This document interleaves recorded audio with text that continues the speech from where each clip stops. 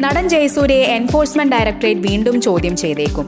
സെയ്ബോക്സ് app നിക്ഷേപ തട്ടിപ്പുമായി ബന്ധപ്പെട്ടാണ് ജയസൂര്യയെ കഴിഞ്ഞ ദിവസം ചോദ്യം ചെയ്തത്. സ്ഥാപനത്തിൽ നിന്ന് ജയസൂര്യ കൈപ്പറ്റിയത് തട്ടിപ്പിൽ നിന്നുള്ള പണമാണെന്ന നിഗമനത്തെ തുടർന്നാണ് ഇഡി ചോദ്യം ചെയ്യൽ. ജയസൂര്യയെ അറസ്റ്റ് ചെയ്യാൻ സാധ്യത കുറവാണ്. സെയ്ബോക്സ് ആപ്പ് നിക്ഷേപ തട്ടിപ്പുമായി ബന്ധപ്പെട്ട് അന്വേഷണം കൂടുതൽ താരങ്ങളിലേക്ക് വ്യാപിച്ചേക്കുമെന്നാണ് സൂചന.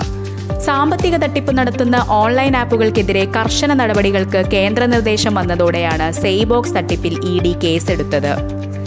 സെയ്ബോക്സ് ബ്രാൻഡ് അംബാസിഡറാകാൻ ജയസൂര്യയ്ക്ക് കരാറുണ്ടെന്നും ഇഡി സംശയിക്കുന്നു. തട്ടിപ്പിൽ നേരിട്ട് പങ്കുണ്ടെങ്കിൽ മാത്രമേ ജയസൂര്യയെ അറസ്റ്റ് ചെയ്യൂ. നിലവിൽ ഈ സാഹചര്യമില്ല. കൊച്ചി ഇഡി ഓഫീസിൽ വിളിച്ചു വരുത്തിയായിരുന്നു ജയസൂര്യയെ ചോദ്യം ചെയ്തത്. നടനൊപ്പം ഭാര്യ സരിതയും ഹാജരായി. കഴിഞ്ഞ ബുധനാഴ്ചയും ജയസൂര്യയെ ഇഡി ചോദ്യം ചെയ്തിരുന്നു. ഓൺലൈൻ ലേലത്തിലൂടെ ഇലക്ട്രോണിക് ഉപകരണങ്ങൾ കുറഞ്ഞ വിലയ്ക്ക് സ്വന്തമാക്കാമെന്ന പ്രചാരണം നൽകിയാണ് സെയ്ബോക്സ് ആപ്പ് 2019 അവതരിപ്പിച്ചത്.